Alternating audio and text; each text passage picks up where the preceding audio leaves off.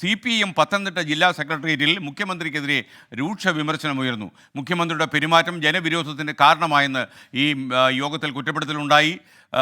Sreejith Sreekumaran telephone ലൈനിലുണ്ട് പത്തനംതിട്ടയിൽ നിന്ന്. Sreejith, good morning. യഥാർത്ഥത്തിൽ പല ജില്ലാ കമ്മിറ്റികളിലും ഇങ്ങനെയുള്ള വിമർശനങ്ങൾ വരുന്നു. പത്തനംതിട്ടയിൽ എന്താണ് സംഭവിച്ചത്? പത്തനംതിട്ടയിൽ കുറച്ചുകൂടി രൂക്ഷമായി മുഖ്യമന്ത്രിയുടെ മകൾക്കെതിരെ ഇത്തരത്തിലുണ്ടായ ആക്ഷേപങ്ങൾ, മാസപ്പടി വിവാദവുമായി ബന്ധപ്പെട്ടുണ്ടാക്കിയ ആക്ഷേപങ്ങൾ ജനങ്ങളിൽ അവമതിപ്പുണ്ടാക്കിയെന്ന് തുറന്നു പറയാൻ ജില്ലാ സെക്രട്ടേറിയറ്റ് അംഗങ്ങൾക്ക് യാതൊരു മടിയും കാണിച്ചില്ല. അതിൽ ഏറ്റവും എടുത്തു പറയേണ്ടത് മുഖ്യമന്ത്രി പിണറായി വിജയന്റെ ഏറ്റവും അടുപ്പക്കാരായ ജില്ലാ സെക്രട്ടേറിയറ്റ് അംഗങ്ങൾ അടക്കം രൂക്ഷമായ വിമർശനം ഉന്നയിച്ചു എന്ന് മാത്രമല്ല, മന്ത്രിമാരുടെ പ്രവർത്തനം, ഒരു മന്ത്രിമാരുടെയും പ്രവർത്തനം ജനങ്ങൾക്ക് ഹിതകരമായ പ്രവർത്തനമല്ല എന്ന രൂക്ഷമായ വിമർശനമുണ്ടായി.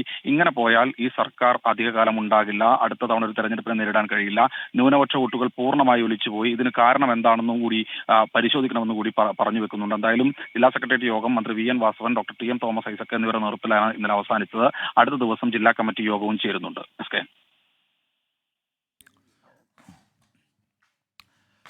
Thank you Sreejith Sreekumaran.